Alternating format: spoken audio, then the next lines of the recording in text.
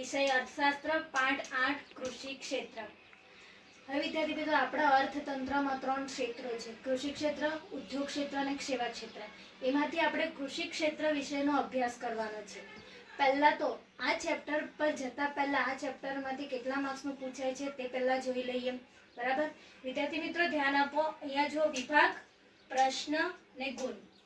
અહીં આપણે જોઈશું વિભાગ ડાયરેક્ટ એ અને બી નથી, બરાબર, શોર્ટ ક્વેશ્ચન પૂછાતા નથી, પરંતુ આપણે શોર્ટ ક્વેશ્ચન આ ચેપ્ટરના કરવાના છે, કારણ કે કોઈક વાર પૂછાઈ જાય છે, બરાબર। એના માટે તમે જોઈ શકો છો વિભાગ સી માં એક પ્રશ્ન આવશે 2 માર્ક્સનો, વિભાગ ડી એક પ્રશ્ન આવશે 3 માર્ક્સનો, એટલે અહીંયા જો 2 ને 3 5 માર્ક્સનું થઈ ગયું।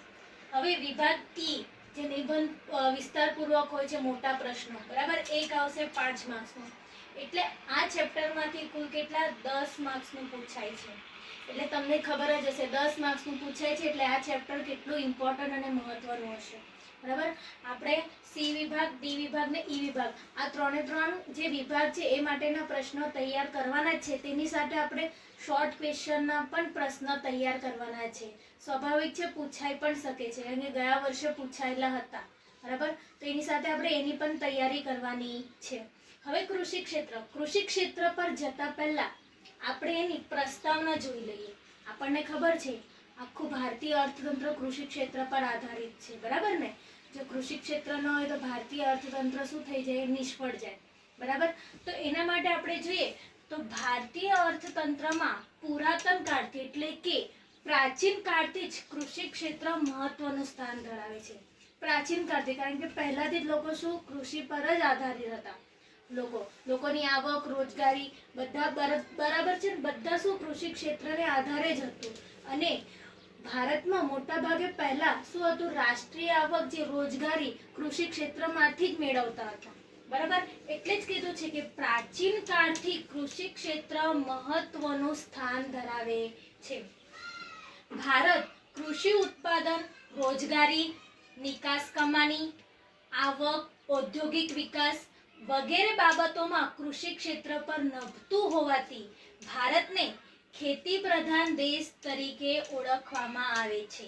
તમને શોર્ટ ક્વેશ્ચનમાં પૂછાઈ શકે છે કે ભારતને ખેતી પ્રધાન દેશ તરીકે કેમ ઓળખવામાં આવે છે, તો તમને અહીંયા જવાબ છે જ કે ભારત શું છે, કૃષિ ઉત્પાદન એટલે કૃષિમાંથી આપણને શું મળે છે, ફળ ફળાદી, શાકભાજી, અનાજ, ઉદ્યોગો માટે કાચો માલ, બરાબર। તો આ બધું કૃષિ ઉત્પાદન માટે કૃષિ ક્ષેત્રમાંથી રોજગારી મેળવે છે। આપણને ખબર છે કે ભારતમાં ગામડાની મોટાભાગની ગામડાની વસ્તી શું કૃષિ ક્ષેત્ર પર આધારિત છે, એટલે રોજગારી એમાંથી મેળવે છે। પછી નિકાસ કમાણી એટલે આપણે કૃષિ ક્ષેત્રમાંથી શું વિદેશી હુંડિયામણ પણ શું થાય છે, પ્રાપ્ત થાય છે। આવક તો મોટાભાગની આવક કૃષિ ક્ષેત્ર પર આધારિત છે। ઔદ્યોગિક વિકાસ એટલે આપણને ખબર છે કે ભારતીય અર્થતંત્ર 3 ક્ષેત્રનું બનેલું છે, કૃષિ ક્ષેત્ર સાથે બીજા ક્ષેત્રો પણ જોડાયેલા છે, એટલે કે કૃષિ ક્ષેત્રમાંથી જે ઉદ્યોગો માટે કાચો માલ પૂરો પાડવામાં આવે છે, તો જો એમાં વધારો થાય તો ઔદ્યોગિક વિકાસ પણ થાય। તો એટલા માટે જ ભારતમાં કૃષિ ઉત્પાદન, રોજગારી, નિકાસ કમાણી, આવક, ઔદ્યોગિક વિકાસ વગેરે બાબતો, આ બધી જ બાબતો શું છે, કૃષિ ક્ષેત્ર પર નભે એટલે છે એના પર અવલંબે છે। એટલા જ માટે ભારતને શું ખેતી પ્રધાન દેશ તરીકે ઓળખવામાં આવે છે। વિદ્યાર્થી મિત્ર યાદ રાખજો કે શોર્ટ ક્વેશ્ચનમાં પૂછાય છે। હું પાછું એકવાર રિપીટ કરું છું કે શું કીધું છે કે ભારત કૃષિ ઉત્પાદન, રોજગારી, નિકાસ કમાણી, આવક, ઔદ્યોગિક વિકાસ વગેરે બાબતોમાં કૃષિ ક્ષેત્ર પર નભતું હોવાથી ભારતને ખેતી પ્રધાન દેશ તરીકે ઓળખવામાં આવે છે। હવે જ્યારે આયોજન એના પહેલા પણ શું હતું, કૃષિ ક્ષેત્ર પર આપણને ખબર છે કૃષિ ક્ષેત્ર સાથે ઉદ્યોગ ક્ષેત્ર અને સેવા ક્ષેત્ર આ 3 ક્ષેત્રો છે ભારતમાં, પરંતુ આયોજન દરમિયાન કૃષિ ક્ષેત્રનો આવક અને રોજગારીમાં હિસ્સો ઘટ્યો છે। કેમ, તો કારણ કે કૃષિ ક્ષેત્ર સાથે શું બીજા ક્ષેત્રોનો વિકાસ થયો। કયા તો ઔદ્યોગિક ક્ષેત્ર અને સેવા ક્ષેત્ર, એ ક્ષેત્રોનો વિકાસ થયો હોવાથી ભારતનું શું છે, કૃષિ ક્ષેત્રને આવક અને રોજગારીમાં હિસ્સો ઘટ્યો છે। બરાબર. 2001 અને 2 માં શું હતું? 2000 આયોજન દરમિયાન શું કૃષિ ક્ષેત્ર આવક અને રોજગારીમાં શું થયો છે? હિસ્સો ઘટ્યો છે.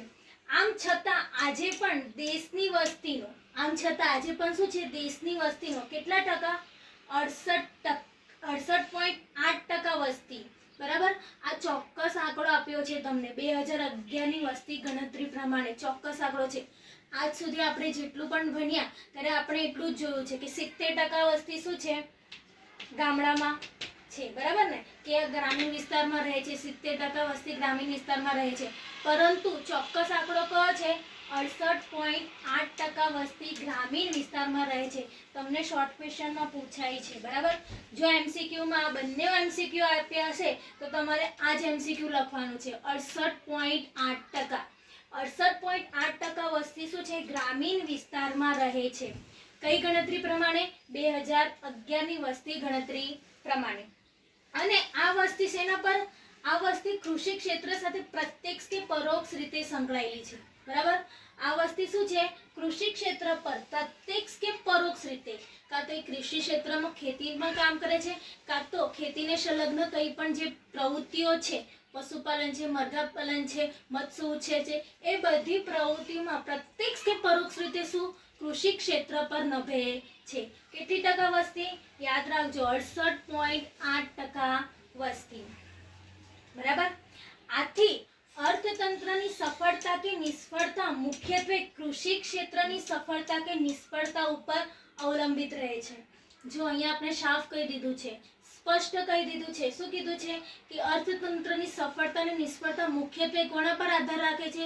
જો કૃષિ ક્ષેત્ર સફળ થાય તો અર્થતંત્રમાં સફળતા મળે, ને જો કૃષિ ક્ષેત્રમાં નિષ્ફળતા પ્રાપ્ત થાય તો અર્થતંત્રમાં પણ શું? નિષ્ફળતા મળે છે. અને દેશના આર્થિક વિકાસ ઉપરાંત બેરોજગારીનો પ્રશ્ન શું ઉપર અવલંબિત રહે છે. દેશના આર્થિક વિકાસ ઉપરાંત બેરોજગારીનો પ્રશ્ન હળવો બનાવવા, ભાવ સ્થિરતા જાળવવા તથા ઔદ્યોગિક વિકાસને પ્રોત્સાહિત કરવામાં ખેતીનો ફાળો અમૂલ્ય છે. બરાબર. ખેતીનો ફાળો શેમાં? બેરોજગારીનો પ્રશ્ન હળવો કરી શકાય છે, ભાવ સ્થિરતા લાવી શકાય છે. બરાબર. દેશનો વિકાસ કરી શકાય છે, ઔદ્યોગિક વિકાસને પ્રોત્સાહન મળે છે, એટલે કે ઔદ્યોગિક ઉદ્યોગોનો વિકાસ થઈ શકે છે. એટલા માટે ખેતીનો શું ફાળો અમૂલ્ય છે. એટલે ટૂંકમાં ભારતમાં કૃષિ ક્ષેત્રને દેશની જીવાદોરી સમાન છે. શેના સમાન? જીવાદોરી. કૃષિ ક્ષેત્રને શું લાઈફ લાઈન કહેવામાં આવે છે દેશની.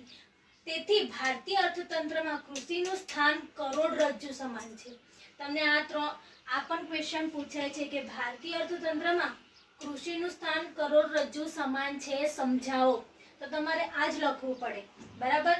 પુરાતન કાળથી કૃષિનું મહત્વ છે, પરંતુ એમાં જે છે નિષ્ફળતા અને સફળતા વિશે સમજાવવું પડશે તમને. જો કૃષિ ક્ષેત્ર સફળતા પ્રાપ્ત કરે તો લોકોની આવક વધે, ને રોજગારીમાં પણ શું આવક વધે એટલે એ લોકોની શું ઔદ્યોગિક વિશેની માંગ વધે, માંગ વધે એટલે જીવન ધોરણ, આવક વધે એટલે લોકોનું શું જીવન ધોરણ ઊંચું જાય. બરાબર. એટલે કરોડરજ્જુ સમાન ગણાય. પરંતુ કૃષિ ક્ષેત્ર નિષ્ફળતા પામે, જો નિષ્ફળ રહે તો શું થશે?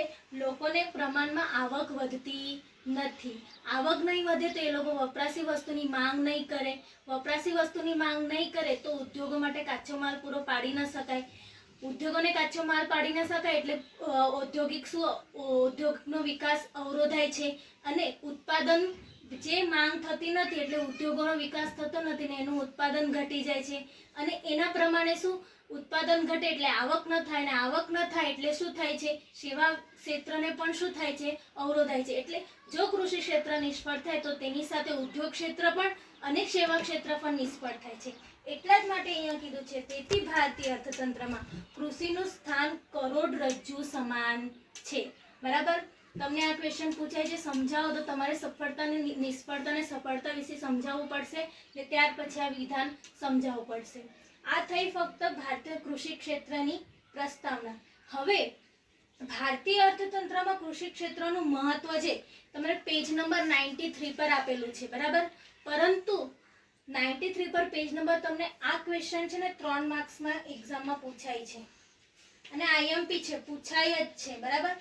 પણ તમે પાઠ્યપુસ્તકમાં જોશો તો તમને ફકરો આપી દીધો છે. એ ફકરામાં જેનું મહત્વ સમજાવી દીધું છે, પરંતુ આપણે એને વિસ્તારપૂર્વક મુદ્દાઓ સાથે સમજવાનું છે. એટલા માટે વિદ્યાર્થી મિત્રો ચોપડીમાં મુદ્દા આપ્યા નથી, તમારે આ લખવા પડશે. બરાબર? કયા કયા મુદ્દા માટે મહત્વ ધરાવે છે તે છે આ મુદ્દા વાઇઝ લખવાનું છે તમારે. પહેલું તો છે કૃષિ ઉત્પાદન. કૃષિ ઉત્પાદન એટલે શું? મેં તમને કીધું હતું કે ભારત કૃષિ ઉત્પાદન પર અવલંબન છે, કારણ કે કૃષિ ક્ષેત્રે દેશની વસ્તીને અનાજ છે, ફળફળાદી છે, શાકભાજી છે, ઉદ્યોગો માટે કાચો માલ પૂરો પાડે છે. બરાબર? પછી આવક. તો આવક રોજગારી માટે પ્રત્યક્ષ કે આપણને અહીંયા જોયું હતું કૃષિ ક્ષેત્ર સાથે પ્રત્યક્ષ કે પરોક્ષ રીતે સંકળાયેલો છે, એટલે આવક એમાંથી પ્રાપ્ત થાય છે. બરાબર? ત્રીજો પોઈન્ટ છે ઔદ્યોગિક વિકાસ માટે. એટલે જો કૃષિ ક્ષેત્રનું સફળતા પ્રાપ્ત થાય તો ઉદ્યોગોમાં પણ સફળતા મળે, કાચો માલ પૂરો પાડી શકાય. કાચો માલ પૂરો પાડી શકાય તો વસ્તીને જે પણ લગતી સામગ્રી જોઈએ છે, બરાબર, એમની માંગ વધે, તો એનો વિકાસ થાય. એટલા માટે કૃષિ ક્ષેત્ર મહત્વનું છે. રોજગારીની દ્રષ્ટિએ રોજગારી કારણ કે આપણે જોયું છે કેટલા 68.8% તો વસ્તી ગ્રામીણ વિસ્તારમાં રહે છે, તો એ લોકોને રોજગારી મળી રહે તે દ્રષ્ટિએ કૃષિ ક્ષેત્ર મહત્વનું છે. ભાવ સ્થિરતા માટે. બરાબર? પછી ગરીબી નિવારવા, હુડિયામણની પ્રાપ્તિ માટે, અન્ય દ્રષ્ટિએ. તો આ જેટલા પણ પોઈન્ટ છે તમે નોટ ડાઉન કરો. આ પોઈન્ટ હું તમને વિસ્તારપૂર્વક હવે સમજાવીશ. બરાબર? હવે આપણે આગળ જોઈએ. હવે આપણે ભારતમાં કૃષિ ક્ષેત્રનું મહત્વ શું છે એ વિસ્તારપૂર્વક ભણવાનું છે. તમને આ 3 માર્ક્સમાં પૂછાય છે, એટલે તમારે કોઈ પણ 3 મુદ્દા વ્યવસ્થિત રીતે સમજાવવાના રહેશે. બધા મુદ્દા ચલાવીશ, તમને જે પણ મુદ્દા સહેલા લાગશે એ મુદ્દા તમારે લખવાના રહેશે. બરાબર? એમાં પહેલો મુદ્દો છે કૃષિ ઉત્પાદન. હવે કૃષિ ઉત્પાદન માટે કઈ રીતે મહત્વ ધરાવે છે કૃષિ ક્ષેત્ર? આપણને ખબર છે કે ભારતીય અર્થતંત્ર કૃષિ ઉત્પાદન પર અવલંબિત છે. અર્થતંત્ર કારણ કે કૃષિ ક્ષેત્ર જ દેશની વસ્તીને અનાજ, શાકભાજી, ફળફળાદી, ફૂલો ઉપરાંત ઉદ્યોગો માટે કાચો માલ અને રોકડિયો પાક પૂરો પાડે છે. શું કીધું છે? કૃષિ ઉત્પાદન પર આખું અર્થતંત્ર અવલંબિત છે. કેમ? તો કૃષિ ક્ષેત્ર શું વસ્તીને શું આપે છે? અનાજ આપે છે, શાકભાજી આપે છે, ફળફળાદી આપે છે, ફૂલો આપે છે, ઉદ્યોગ ક્ષેત્ર માટે કાચો માલ પૂરો પાડે છે અને રોકડિયો પાક પણ પૂરો પાડે છે. વિદ્યાર્થી મિત્રો, તમને 1 માર્ક્સમાં પૂછાય છે રોકડિયો પાક એટલે શું? બરાબર? તો તમારે લખવાનું છે કે વસ્તી આવક સર્જન માટે જે પાક ઊભો કરે છે તેને શું કહેવાય છે? રોકડિયો પાક કહેવાય છે, જે નફાના હેતુથી ઉત્પાદન કરવામાં આવે. એમાં આપણને ખબર છે શણ છે, કપાસ છે, ખાંડ છે, શેરડી છે, એ બધું શું છે? રોકડિયો પાક એનું ઉદાહરણ છે. બરાબર? તો આ કૃષિ ક્ષેત્ર શું ઉદ્યોગો માટે ઉપયોગી છે. જો ખેત ઉત્પાદનમાં સફળતા મળે તો જ રાષ્ટ્રીય આવકનો ઊંચો દર સાધી પ્રજાનું જીવન ધોરણ સુધારી શકાય છે. બરાબર? હવે કૃષિ ઉત્પાદન, આપણે જે ઉત્પાદન કરીએ છીએ, બરાબર, જે કૃષિ ક્ષેત્ર પર ઉત્પાદન થાય છે, અનાજ છે, શાકભાજી છે, ફળફળાદી છે, જો એ ઉત્પાદનમાં સફળતા પ્રાપ્ત થાય, બરાબર, પાક વ્યવસ્થિત થાય, તો શું થશે કે રાષ્ટ્રીય આવકનો ઊંચો દર સાધી શકાય. રાષ્ટ્રીય આવકમાં શું થશે? વધારો થશે. જો રાષ્ટ્રીય આવકમાં વધારો થશે તો પ્રજાનું જીવન ધોરણ સુધારી શકાય છે. અને જો કૃષિ ક્ષેત્રે નિષ્ફળતા મળે, તો જો સફળતા મળે તો રાષ્ટ્રીય આવકનો દર ઊંચો જાય છે. શું કીધું આપણે? આવક ઊંચો દર સાધી પ્રજાનું જીવન ધોરણ સુધારી શકાય છે જો ખેત ઉત્પાદનમાં સફળતા મળે તો. પરંતુ જો કૃષિ ક્ષેત્રે નિષ્ફળતા મળે તો ખેતીજન્ય વસ્તુ લોકોને પૂરતા પ્રમાણમાં મળી શકતી નથી.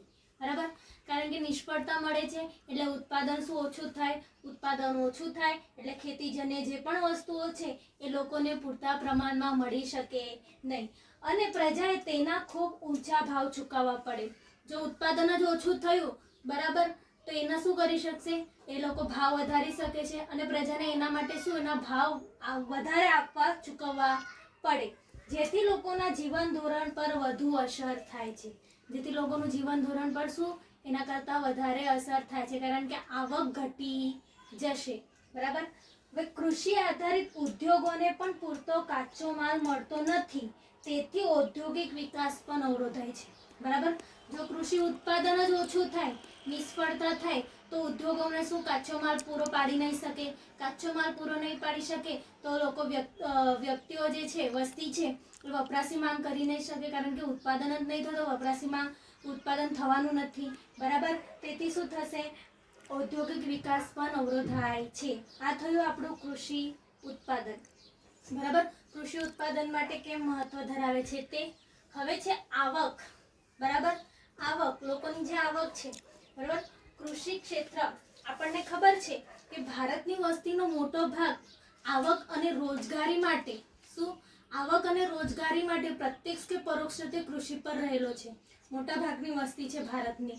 અને 2011ની વસ્તી ગણતરીમાં મેં તમને કીધું હતું 68.8% વસ્તી શેના પર? ગ્રામીણ વિસ્તારમાં વસે છે. અને કૃષિ ક્ષેત્રની સફળતા કે નિષ્ફળતા સાથે આવક અને રોજગારીની દ્રષ્ટિએ સંકળાયેલી છે.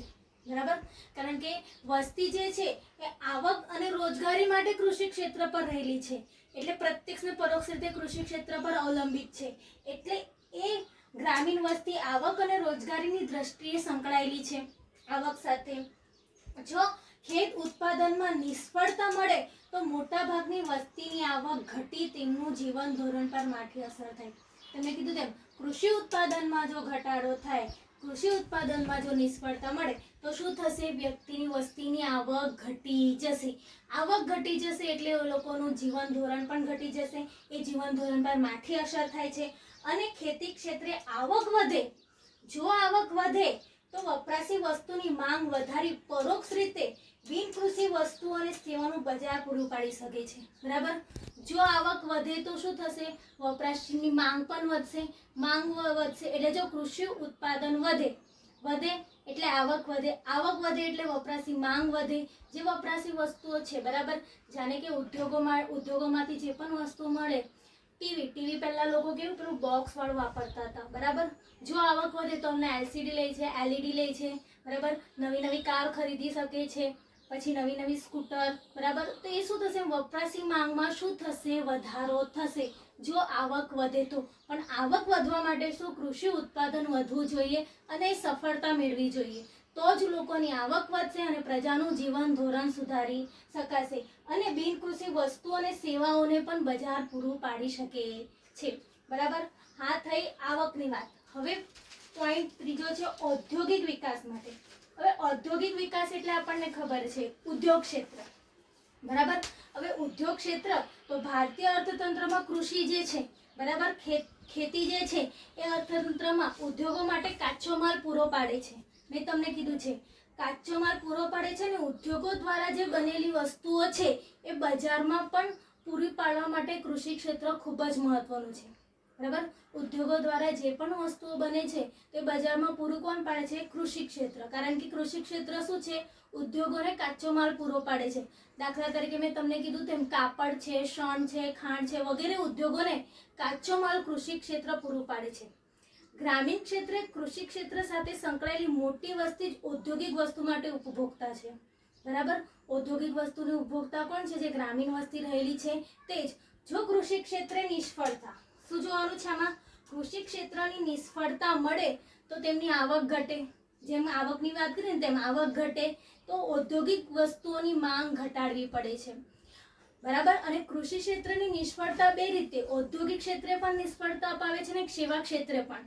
હવે ઉદ્યોગોને કાચો માલની વધુ કિંમત ચૂકવવી પડે, કારણ કે કૃષિ ઉત્પાદન થયું નથી એટલે શું? કાચો માલની કિંમત વધુ ચૂકવવી પડે. અને બીજી બાજુ ઔદ્યોગિક વસ્તુની માંગ ઘટી હોય તો બજારને ન મળતા તેના ઉત્પાદન પર કાપ મૂકવાની ફરજ પડે છે. પરિણામે ઔદ્યોગિક ઉત્પાદન પણ ઘટે છે. અને કૃષિ અને ઔદ્યોગિક ક્ષેત્રની નિષ્ફળતા મળે તો તેની સેવા ક્ષેત્ર પર પણ અસર થાય છે. કેમ? જો ઔદ્યોગિક અસર પર કૃષિ અને ઉદ્યોગ પર આધારિત વસ્તીની આવક જ ન થાય, બરાબર. જો આવક ઘટે તો પેલા લોકો સેવાકીય માંગ પણ શું કરે છે, ઓછી કરે છે. વસ્તી શું, સેવાકીય માંગ પણ ઓછી કરે છે. એટલે કૃષિ અને ઉદ્યોગ ક્ષેત્ર બંનેની નિષ્ફળતા મળે તો સેવા ક્ષેત્રમાં પણ નિષ્ફળતા મળે છે. આથી કહી શકાય છે ભારતમાં કૃષિ ક્ષેત્ર નિષ્ફળ નીવડે તો દેશનું સમગ્ર અર્થતંત્ર તેનાથી પ્રભાવિત થાય છે. ટૂંકમાં ભારતમાં ઔદ્યોગિક વિકાસ માટે કૃષિ વિકાસ અનિવાર્ય છે.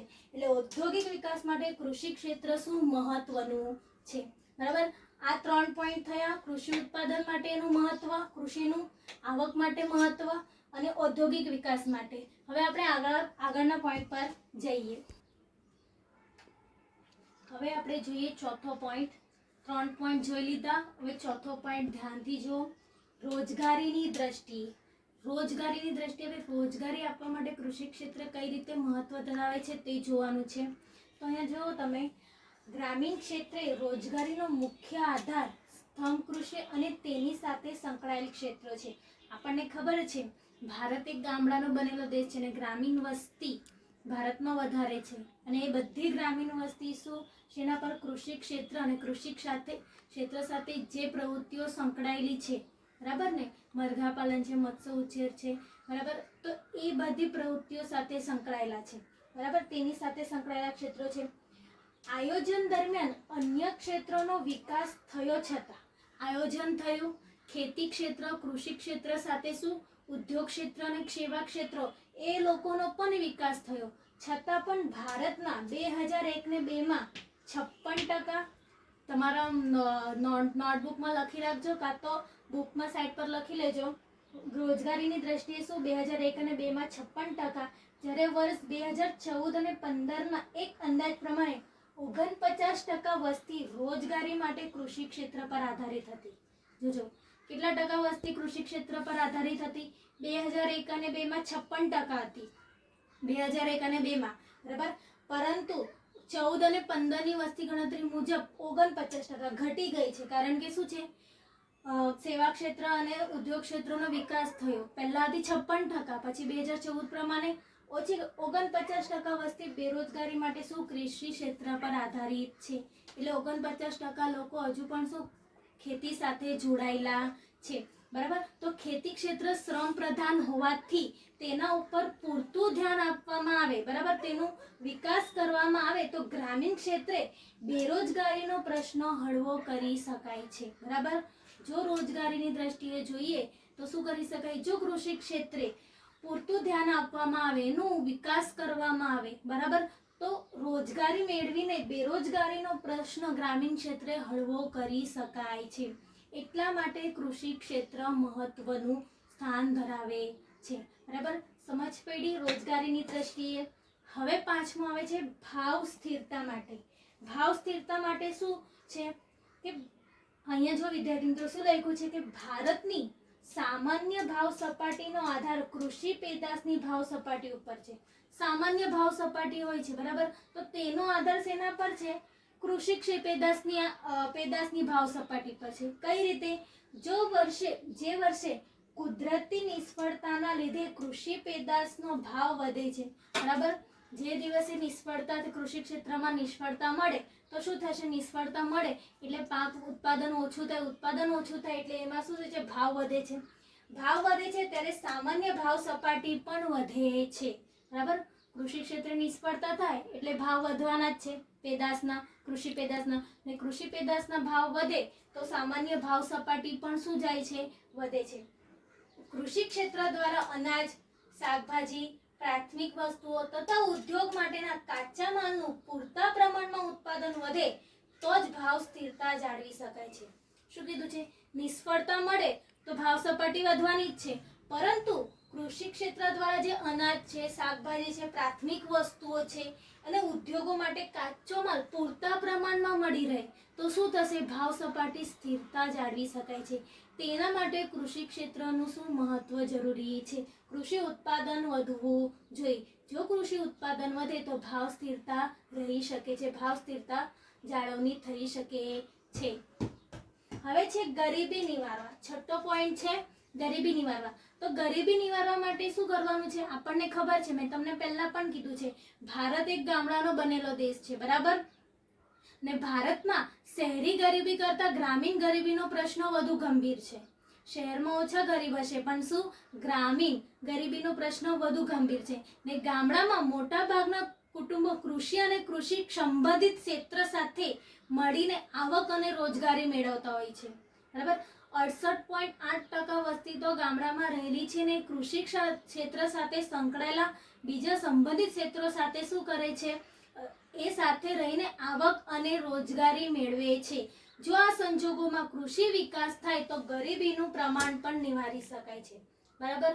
જો કૃષિનો વિકાસ કરવામાં આવે તો એ લોકોને આવક મળે એટલે એ લોકોનું પ્રજાનું જીવન ધોરણ સુધરે અને ગરીબીનો પ્રશ્ન શું હળવો કરી શકાય છે, જો કૃષિ ઉત્પાદનમાં વધારો થાય તો, બરાબર? એટલે કૃષિ ક્ષેત્રનું મહત્વ શું છે?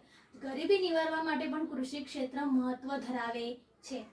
હવે 7મું છે હુંડિયામણની પ્રાપ્તિ માટે નિકાસ આવક કમાણી, બરાબર? નિકાસ કમાણી આપણે કહીએ તો નિકાસ વધે તો હુંડિયામણ, વિદેશી હુંડિયામણ વધારે પ્રાપ્ત થાય, બરાબર? તો આપણે જોઈએ કે નિકાસ કમાણીમાં ખેતી ક્ષેત્રનો હિસ્સો નોંધપાત્ર છે. નિકાસ કમાણીમાં આપણને ખબર છે, પહેલા પ્રાચીન કાળથી ભારત શું છે? મરી મસાલા છે, ચા કોફી છે, એ બધા માટે નિકાસ માટે પ્રખ્યાત ગણાતો હતો, બરાબર? ત્યારે વિદેશી હુંડિયામણ ઘણું હતું, બરાબર? પરંતુ આઝાદી સમયે શું કેટલી કમાણી હતી? 70% હતી. આઝાદી સમયે શું કીધું છે કે આઝાદી સમયે તો કુલ નિકાસ આવકમાં 70% આવક કૃષિમાંથી મળતી હતી. કૃષિ ક્ષેત્રમાંથી શું 70% આવક મળતી હતી. વિકાસની પ્રક્રિયા સાથે શું થયું? ઉદ્યોગો અને સેવા ક્ષેત્રોનો વિકાસ વધ્યો. આમ છતાં વર્ષ 2013 અને 14માં કેટલી થઈ? 14.2%. તો છે જ આપની નિકાસોમાં કેટલી થઈ? 14.2%, બરાબર? કારણ કે ઉદ્યોગ અને સેવા ક્ષેત્રનો વિકાસ વધ્યો એટલે આ જરાક ઘટી ગઈ, 14.2% થઈ. હવે આપણે નિકાસો કઈ કઈ કરીએ છીએ? નિકાસોમાં ચા, કોફી, મરી મસાલા છે, ફળ છે, ચામડા છે વગેરે મુખ્ય છે. આ ઉપરાંત કાપડ, શણ, ખાંડ વગેરેની નિકાસમાં પણ પરોક્ષ રીતે સહાયક બને છે. સમજ પડી? એટલે હુંડિયામણ પ્રાપ્તિ માટે, નિકાસ કમાણી માટે પણ કૃષિ ક્ષેત્ર મહત્વ ધરાવે છે. હવે જોઈએ તો અન્ય દ્રષ્ટિએ ભારતમાં અન્ન સુરક્ષા તથા જીવન ધોરણ સુધારો લાવવા કૃષિ ક્ષેત્રનું આગવું મહત્વ છે, બરાબર? અન્ન સુરક્ષા માટે અને જીવન ધોરણ ઊંચું લાવવા માટે ને દેશમાં સમતોલ પ્રાદેશિક વિકાસ સાધવા કૃષિ વિકાસ અનિવાર્ય છે. વિદ્યાર્થી મિત્રો, તમને કૃષિ ક્ષેત્રનું મહત્વ મેં કીધું તેમ 3 માર્ક્સ પૂછાય છે. 3 મુદ્દા લખવાના છે. મેં તમને 8 મુદ્દા અહીંયા સમજાવ્યા છે. જે માર્ક્સ પ્રમાણે છે તે માર્ક્સ પ્રમાણે લખવાના રહેશે. હવે ભારતમાં આયોજન દરમિયાન ઔદ્યોગિકરણના પ્રયત્ન કરવા છતાં આજે પણ ભારત ખેતી પ્રધાન અર્થતંત્ર તરીકે જાણીતું છે. આપણને કહ્યું ઔદ્યોગિકરણ થયું છે, છતાં પણ આજે શું છે? અર્થતંત્રમાં ભારત ખેતી પ્રધાન દેશ તરીકે જાણીતું છે. આયોજન દરમિયાન ખેતી ક્ષેત્ર ઉપર આવક, રોજગારી, નિકાસ કમાણી વગેરે ઉપરનું અવલંબન ઘટ્યું છે. આમ છતાં આજે પણ દેશના વિકાસ દરનો આધાર શું છે? કૃષિ ક્ષેત્ર ઉપર જ છે. કે ભારતનો અર્થતંત્રનો વિકાસ શેના પર છે? કૃષિ ક્ષેત્ર પર જ છે, બરાબર?